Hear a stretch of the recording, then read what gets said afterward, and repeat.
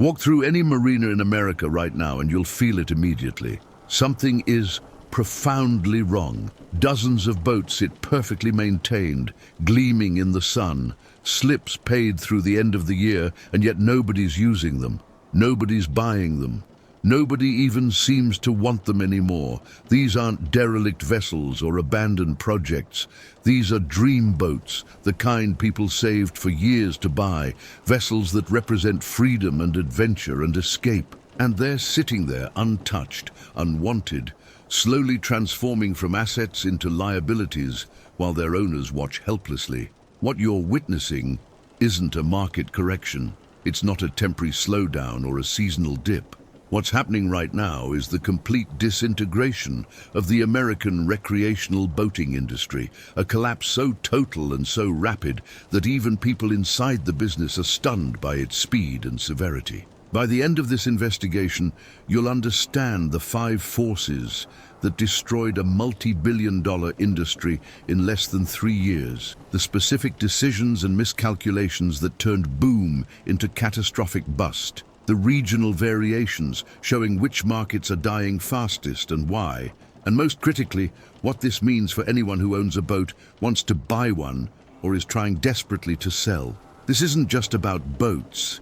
This is about what happens when an entire industry built on aspiration and leisure spending confronts economic reality, when pandemic-era enthusiasm collides with post-pandemic financial stress, when supply chains finally catch up just as demand evaporates. What you're about to learn will change how you see every boat listing, every marina you visit, every conversation about recreational spending. Stay with me, because the story of how America's boat market went from record-breaking highs to catastrophic lows in 36 months is a warning about speculation, debt, and the brutal speed with which dreams can turn into nightmares. Let me take you back to early 2020, because understanding the peak is essential to comprehending the crash. In March 2020, as the world locked down and normal life stopped, something unexpected happened in the recreational boating industry.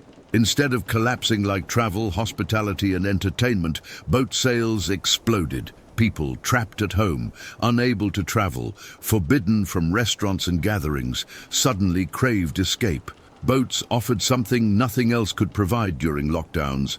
They were private, socially distanced by nature, accessible to families without crowds or restrictions.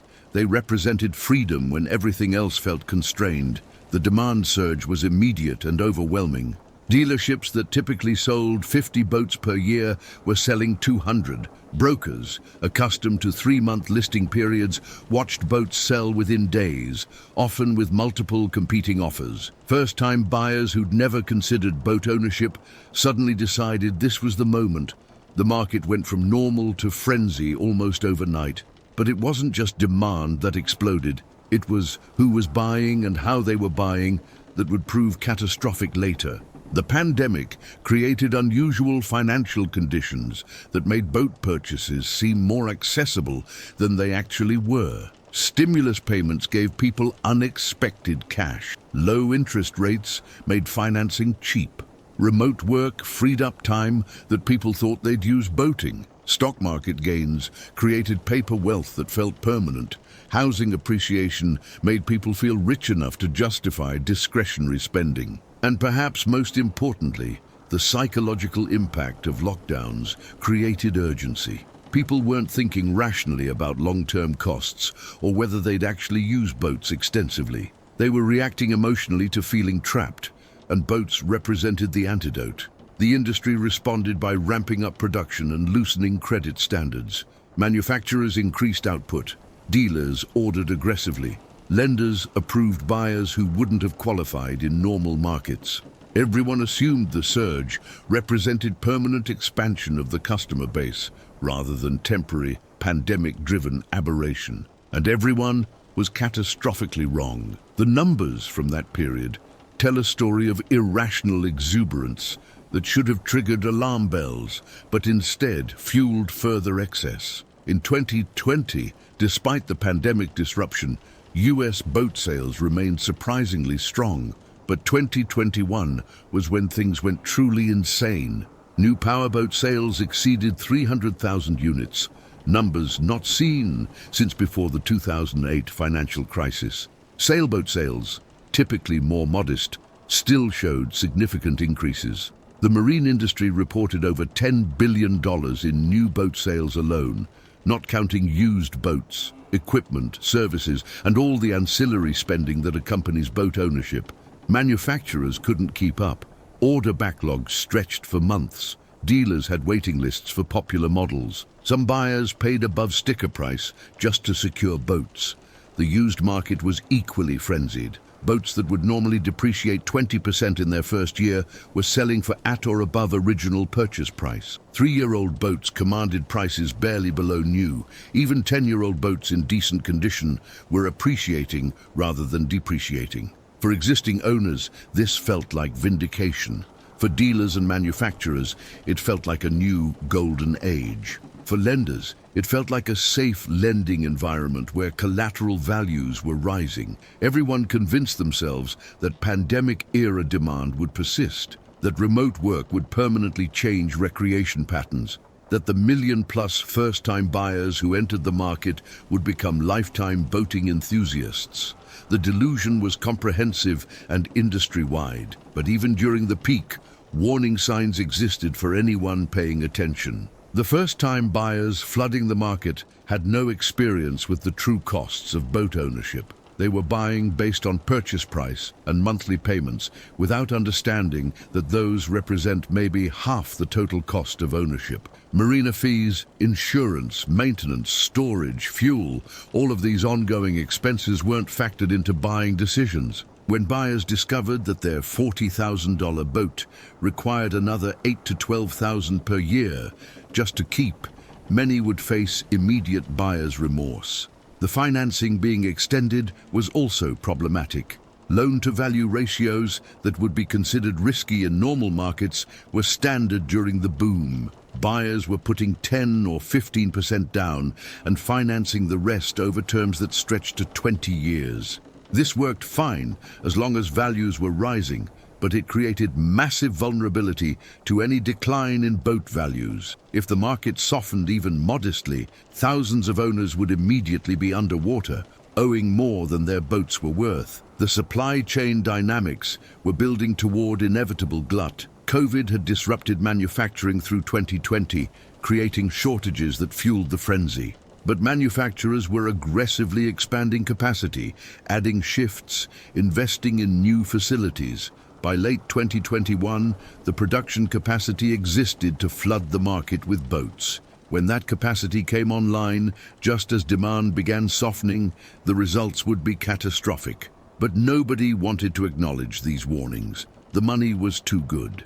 The momentum felt unstoppable, and questioning the boom's sustainability meant risking missing out on profits. So the industry accelerated into the turn, and when the crash came, it came fast and hard. The first cracks appeared in mid-2022. Interest rates began rising as the Federal Reserve fought inflation. The cheap money that had fueled boat purchases evaporated almost overnight. Boat loan rates that had been 2 to 3% suddenly jumped to 5, then 6, then 7%. Monthly payments on the same boat increased by hundreds of dollars. Buyers who could have afforded financing in 2021 no longer qualified in 2022. The pool of creditworthy buyers shrank dramatically. Simultaneously, the initial wave of pandemic buyers began experiencing reality. The excitement of new ownership wore off. The time commitment of maintaining and using boats regularly proved more demanding than expected. The costs that seemed manageable in theory became burdensome in practice. Remote work flexibility that made boating seem practical started disappearing as employers demanded return to office. And boats that had been used extensively during lockdowns sat idle as normal life resumed and competed for the same time and money. By late 2022, the first wave of resales hit the market. Pandemic buyers who'd owned boats for 12 to 18 months decided to sell. Some needed to for financial reasons. Others simply weren't using them enough to justify the expense. These barely used boats flooded listings at prices below new, and suddenly buyers had options. Why pay full retail for new when equivalent boats with minimal hours were available for 20 or 30% less? New boat sales began slowing. Dealers who'd ordered aggressively based on 2021 demand suddenly had inventory sitting. Manufacturers who'd ramped up production kept producing because their planning cycles were based on order books from months earlier. The glut was building, and the market was turning from seller's market to buyer's market faster than anyone anticipated. Now let me show you exactly what happened through 2023, 2024, and into 2025, because this is where boom became bust. Powerboat sales declined nearly 9% from 2023 to 2024. That's not a correction, that's a collapse. Sailboat sales fell over 13% in some markets. These aren't small fluctuations. These are numbers that destroy dealer profitability, force manufacturer downsizing, and create cascading failures through the entire supply chain. The inventory situation became truly dire. New boats on dealer lots that would typically sell within 60 to 90 days were sitting for over 240 days. That's 8 months of carrying costs, insurance, and interest on floor plan financing. Dealers paying 8 to 10% on their inventory loans were hemorrhaging money on every boat that sat unsold. Used boats fared no better. Average time on market stretched to 5 or 6 months. Boats listed in spring might still be available the following winter. Sellers watched their listings accumulate views, but no offers, or received lowball offers that felt insulting. The market had completely frozen. But here's what made the situation particularly painful. Prices hadn't crashed proportionally to demand. Yes, they were declining, but slowly, creating a standoff between sellers anchored to pandemic-era valuations and buyers who knew the market was soft and felt no urgency. Sellers remembered what boats sold for in 2021 and believed their boats should command similar prices. They saw their boats as worth what they paid, or what comparable boats sold for 2 years earlier. This anchoring bias is powerful and persistent. Sellers would rather let boats sit than accept what they perceived as unfair lowball offers, even when those offers reflected current market reality. Buyers, meanwhile, had all the leverage and knew it. They could see listings sitting for months. They could watch sellers gradually reduce prices. They had time to be selective, to negotiate aggressively, to wait for desperate sellers who'd finally capitulated. Why buy today when next month the seller might drop another 10,000? The standoff meant that boats that should have sold didn't. Inventory continued accumulating, and the carrying costs mounted for everyone trapped in ownership. Let me break down the regional variations, because the crash isn't uniform across the country. Understanding geographic differences is critical to seeing the full picture. Florida remains the largest boat market in America, accounting for over $6 billion in annual boat sales at the peak. But even Florida is experiencing severe slowdown. The state's advantages, year-round boating season, extensive coastline, strong boating culture, aren't enough to offset the broader market forces. Inventory is exceptionally high as dealers and owners compete to move boats. Hurricane risk has made insurance increasingly expensive and difficult to obtain, especially for older boats. Some insurers have stopped writing marine policies in Florida entirely. Others have raised premiums to levels that make ownership prohibitively expensive. For buyers considering Florida boats, insurance costs that were $2,000 per year in 2020 might be $6,000 or more in 2025 if coverage is available at all. The Great Lakes region experienced explosive pandemic growth. Families across Michigan, Wisconsin, Illinois, and neighboring states bought lake boats at unprecedented rates. Marinas that had waiting lists for slips suddenly had availability. Everyone who'd ever thought about boat ownership pulled the trigger simultaneously. Now those same markets are seeing the sharpest corrections. Sales are down 3 to 4%, which understates the severity because it's measured against the inflated 2022 baseline. The real comparison should be against 2019. And against that baseline, the market is down significantly more. Many pandemic buyers are now sellers, discovering that their boats have depreciated 25 to 40% in just 3 years. They're learning what underwater means in the financial sense. The West Coast presents its own complications. California powerboat sales dropped nearly 4% in 2023, continuing declines from prior years. The state's unique challenges compound the broader market problems. Regulatory environment makes ownership more expensive and complex. Drought conditions have affected reservoir levels and forced some marina closures. High cost of living means recreational spending competes with basic necessities more than in other regions.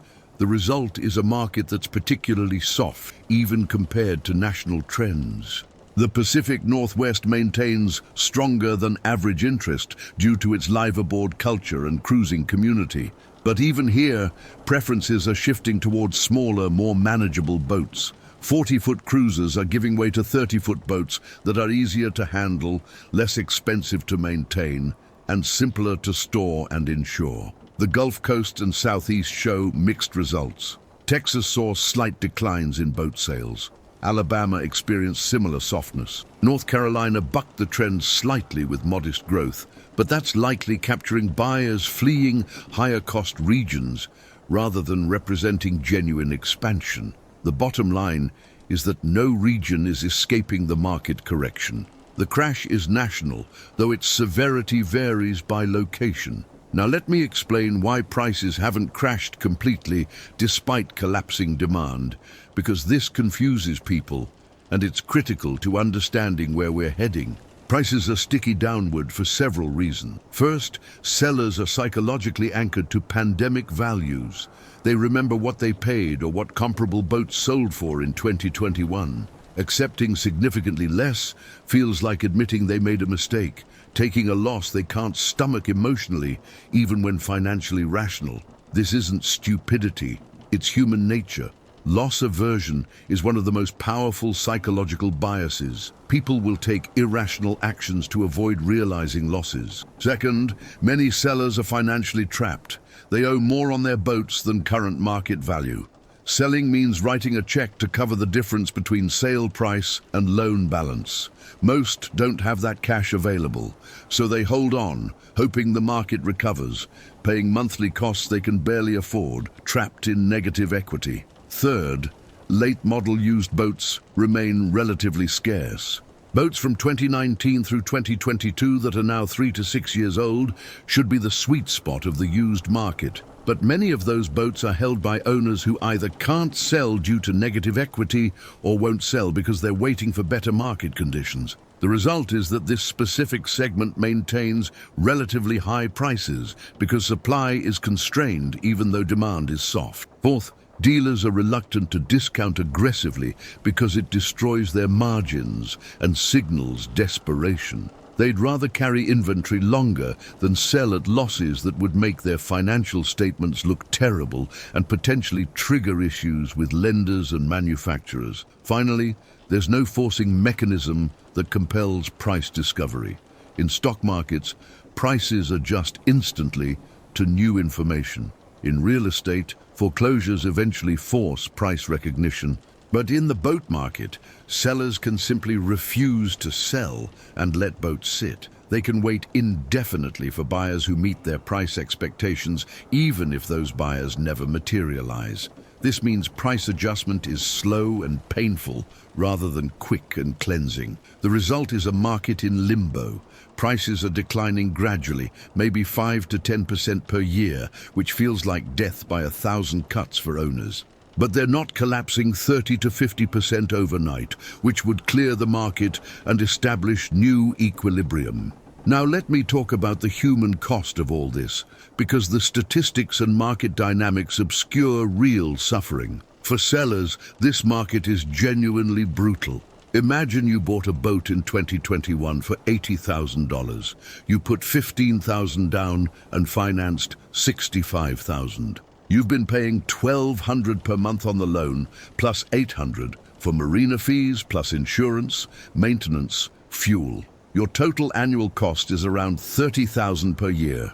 After 3 years of ownership, you've paid 90,000 total, but only reduced your loan balance to 50,000 because most of the early payments went to interest. Your boat is now worth maybe 55,000 in the current market, if you can even find a buyer. You're essentially breaking even on the sale after paying off the loan, which means you've spent 90,000 over 3 years to use a boat you never really enjoyed because you were stressed about the costs. For many sellers, it's even worse. They're underwater, owing more than the boat is worth. They can't sell without bringing cash to closing. They can't afford to keep paying, and they can't just walk away without destroying their credit and potentially facing deficiency judgments. They're trapped. The emotional toll is severe. The boat that was supposed to represent freedom and joy has become a source of stress, conflict, and regret. Marriages strain under the financial pressure. Owners avoid going to their boats because each visit is a reminder of the mistake. The dream has become a nightmare, and there's no easy escape. Some owners are simply abandoning boats, walking away and letting marinas and lenders deal with the consequences. This is becoming increasingly common as the pain of continuing ownership exceeds the pain of default. Other owners are cutting prices dramatically, accepting whatever offers they can get just to be done with the burden. They're prioritizing escape over maximizing value. And still others are holding on, hoping something changes, spending money they don't have on boats they don't use, slowly drowning in costs that can't be sustained. For potential buyers, the market should be opportunity. Prices are falling, selection is abundant, sellers are motivated, but many potential buyers are hesitant because they see what happened to the last wave of buyers, and they're wary of catching a falling knife. Why buy now when prices might be even lower in 6 months? Why enter a market that's clearly broken when waiting might yield better deals? Let me show you what's really happening with for sale by owner transactions, because this reveals how dysfunctional the market has become. Traditionally, owners could skip the broker and sell boats themselves, saving the 8 to 10% commission by handling the transaction directly. During the pandemic boom, this worked great. Boats sold quickly. Buyers were plentiful. The process was straightforward. Now, FSBO is dying because the market has changed fundamentally. Your listing gets buried in an avalanche of competing boats. Hundreds of similar vessels are for sale in any given region. Without professional marketing and SEO optimization, your listing is invisible. Most FSBO listings have poor quality photos taken on phones in bad light. They have vague descriptions written by owners who don't know how to sell. They lack professional surveys and documentation that buyers demand. The result is listings that look amateurish compared to broker offerings, and buyers assume no broker means problem boat. Why is this boat being sold privately? What's wrong that a broker wouldn't take it? The suspicion alone kills interest. Then there's the negotiation problem. Buyers in this market are ruthless. They come in 40% below asking and expect to negotiate from there. They nitpick every cosmetic flaw, every outdated piece of equipment, every hour on the engine. They demand surveys and use every finding to justify further price reductions. Without a broker to manage expectations and keep negotiations on track, deals fall apart constantly. Sellers get offended by lowball offers and refuse to engage. Buyers walk away over minor disagreements. Neither party has the experience or emotional distance to close transactions that should happen. Even when deals do come together, the paperwork and logistics often exceed FSBO sellers' capabilities. Title transfer, lien payoffs, registration, all of it requires knowledge that most owners lack. Mistakes are common and can create legal problems that take months to resolve. The 8 to 10% commission savings evaporate when you factor in the months of additional carrying costs while the boat sits unsold. A broker who sells your boat in 60 days for 90,000 nets you 72,000 after 10% commission. But if you sell it yourself in 6 months for 85,000, you've paid 6 months of marina fees, insurance and maintenance, totaling perhaps 6,000, leaving you with 79,000. The broker saves you 3,006 months of stress. For most sellers, especially in this market, professional representation is worth every penny of the commission. Now let me address what many people wonder. If the market is so broken, why haven't prices crashed completely? Why isn't there capitulation? The answer reveals how market psychology prevents necessary adjustments. Sellers need to believe their boats retain value. Accepting a massive loss challenges their identity and decision-making. They'd rather create narratives that preserve their self-image. The market will recover. My boat is special. The right buyer just hasn't come along yet. These narratives are comforting even when false. Additionally, many sellers have resources to absorb the costs of holding. They're not happy about it, but they can afford to pay marina fees and wait rather than realize losses. This means the market can stay irrational far longer than seems possible. But this can't last indefinitely. At some point, carrying costs exceed pain tolerance. At some point, life circumstances force sales regardless of market conditions. At some point, lenders begin foreclosing on defaulted loans. These forcing mechanisms are building pressure that will eventually break the standoff. But the timeline is uncertain. It could be another year. It could be 3 years. What's certain is that current conditions are unsustainable. Now let me tell you what options exist if you're stuck in this market either as seller or potential buyer. If you're selling, you have 3 realistic paths. First, price aggressively for quick sale. Accept that the market has changed and your boat is worth significantly less than you hoped. Price below competition, invest in professional photography and documentation. Make your boat the best presented option in your category. A quick sale now saves months of carrying costs and frees you from the psychological burden. The thousands you lose in sale price might be offset by the thousands you save in holding costs. Second, keep the boat and use it. If the market won't give you a fair price and you can afford the costs, stop trying to sell and start using what you own. This requires mindset shift from viewing the boat as investment to viewing it as lifestyle choice. The money is already spent. You can't recover it by selling in a terrible market, but you can extract value by actually enjoying the boat. Move to a more convenient marina if necessary. Downsize to something more manageable if your current boat is too much. But commit to ownership and stop agonizing over lost value. Third, cut your losses strategically. If the boat needs work or is impossible to sell, consider salvage. Strip valuable equipment and sell components. Scrap the hull. Take the tax write-off if applicable. This is emotionally difficult because it feels like admitting total defeat. But sometimes, the most expensive choice is doing nothing, paying carrying costs indefinitely on an asset that will never recover its value. If you're buying, the opportunity is real but requires patience and discipline. Don't rush. The longer you wait, the more desperate sellers become. Watch listings you're interested in. Note when prices drop. Reach out when boats have been listed for several months and make offers that reflect current market reality, not asking prices.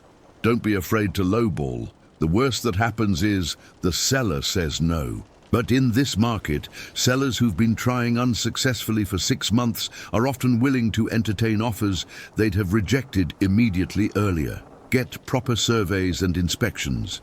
The market is full of boats with deferred maintenance from owners who couldn't afford upkeep. What looks like a deal at $60,000 might need $20,000 in immediate repairs. Proper due diligence is essential, and be prepared to walk away. There are always more boats. Don't let urgency or emotion drive decisions. The market favors patient buyers who can wait for the right opportunity at the right price. Looking forward, where does this market go from here? The difficult truth is that things will likely get worse before they get better. The inventory glut hasn't cleared. The economic pressures driving the crash haven't resolved. Interest rates remain high. Inflation continues affecting ownership costs. The wave of pandemic buyers facing payment resets or financial stress hasn't fully hit yet. More boats will come to market. More owners will default. more dealers will close. The market needs to find a new equilibrium at price levels that reflect post-pandemic economic reality, and we're not there yet. Current prices still incorporate too much pandemic-era optimism. True market clearing probably requires another 20 to 30% decline in average prices, and that adjustment will be painful for everyone currently holding boats as assets. But eventually, the market will stabilize. Inventory will clear as boats are absorbed by bargain hunters, exported or scrapped. Prices will find levels where buyers and sellers can agree. The industry will contract to a sustainable size, serving a smaller but more committed customer base. What emerges will be a healthier, more realistic market. But the transition period, which we're in the middle of right now, is brutal for anyone exposed. The American boat market crash is a story about what happens when an industry built on aspiration meets economic reality. It's about speculation fueled by cheap money and temporary circumstances. It's about psychological biases that prevent rational adjustment. And it's about the human cost of financial decisions made during extraordinary times that must be lived with during normal times. For the thousands of boat owners trapped in this market, watching their investments evaporate and their dreams turn into burdens, the crash represents personal financial disaster. For the industry, manufacturers, dealers, marinas, services, the crash represents an existential threat requiring painful restructuring.